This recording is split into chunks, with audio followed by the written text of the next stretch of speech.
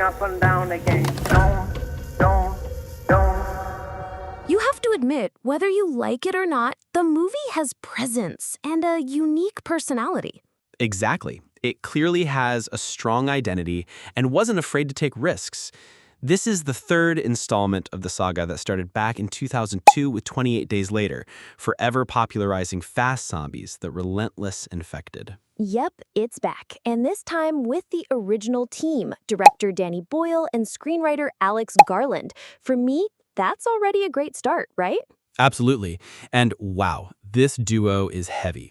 Alex Garland, for those who don't know, is the guy behind Ex Machina and Civil War. The movie already shows huge ambition. It's not just a movie, it's the start of a new trilogy with 5 films planned for the franchise. The next one is even scheduled for early 2026, directed by Nia DaCosta, who's also a really interesting name. But before we dive into the movie itself, don't forget to like the video, subscribe, hit the bell, and of course, the most important thing, comment what you thought of the movie so we can discuss it too. Now, straight to the point. The movie is set 28 years after the initial virus outbreak, and Britain is still isolated from the rest of the world.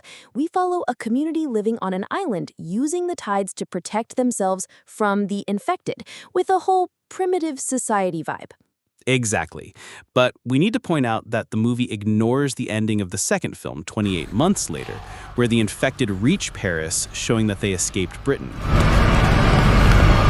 In the original story by Garland and Boyle, the virus never left the island. True, that has to be mentioned.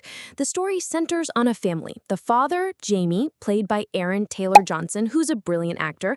The mother, Isla, who's played by Jodie Comer, who is amazing. And their son, Spike, a 12-year-old revelation in this film played by Alfie Williams.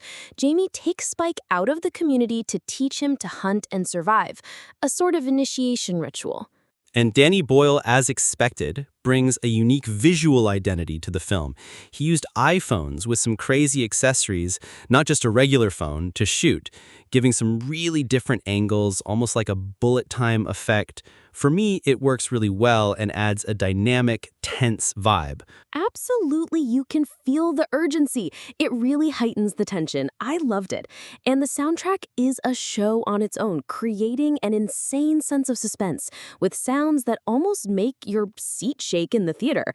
Even though it's a zombie movie, it's much more than action. It's a coming-of-age drama about how people deal with problems in a post-apocalyptic world.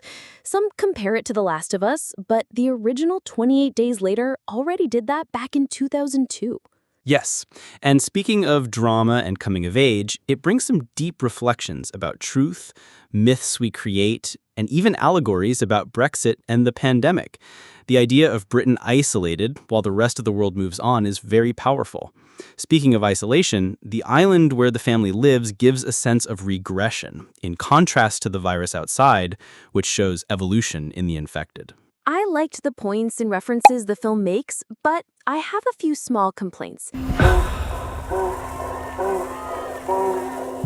The editing is sometimes a bit chaotic, which can disrupt the tension in some action scenes. Also, the ending feels weird and forced, like it's sabotaging the atmosphere built up throughout the film. But overall, I don't think it impacts the experience too much. Comment below what you thought about the references in the film and what reflections it gave you. Let's discuss that. Now, moving on to the points of the film with some spoilers, we talked about Spike's mother, Isla, who is sick. The film does something really clever. Her illness is cancer, and it makes her mind start to failing, almost as if she's mentally turning into a zombie. It's a brilliant correlation, like humans degrading the same way zombies do. Amazing. And they introduce new types of infected, right? There are crawlers, slower ones that eat worms, and alphas, the big, strong ones that lead the group. But they still have the fast, furious zombies we know, which creates some amazing chase scenes. The movie also goes deep into the theme of death, right? There's the phrase memento mori, meaning remember you are mortal. It's heavy, but makes perfect sense in a post-apocalyptic world. And then there's Dr. Kelson, played by the excellent Ralph Fiennes, an eccentric guy building towers out of skulls. He's like a monk reminding everyone of our mortality. Death has always been there, even before the zombies. Exactly. The community sees him as crazy, but his ideas are fascinating. Do you know the words memento mori? No. It means remember death. Spike's journey, as we mentioned, is explored deeply. He doesn't grow up the tough way his father wants, but through sensitivity and genuine love for his mother. Love you, Mom. It's a beautiful message that you can be strong without losing tenderness. I agree. But we have to talk about the ending, which is the most divisive part.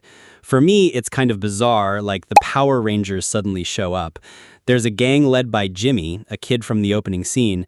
The gang is all colorful, like the Teletubbies, with death metal Teletubbies soundtrack.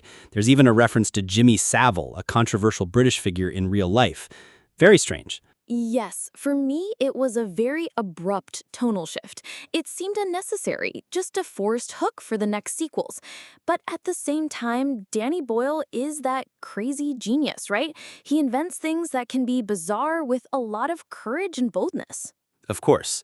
The film has inconsistencies, like Spike's training making him an expert super fast, or the baby who doesn't cry, doesn't eat, and survives in the apocalypse. Yeah, those details bothered me, but overall, after Aaron Taylor-Johnson leaves the scene and Spike takes the lead, the film improves a lot and gains the urgency it was missing in the beginning. Exactly. Even with these crazy elements and issues, it's a film that makes you think, feel, and reflect. It blends brutality and delicacy in a way few horror films do, and it complements the trilogy, adding a new layer to the 28 Days Later universe. That's it. In the end, it's a movie that hits you in the gut and in the heart. If you like the genre, it's hard not to enjoy this film. It's an intense experience. Even with the weird ending, it was totally worth it for me. Absolutely. And you guys, have you watched 28 Years Later? What did you think of that ending? Tell us in the comments. Leave a like and subscribe to the Epic Scenes channel so you don't miss our next discussions. Big hug and see you next time. Falling up and down again. That's all.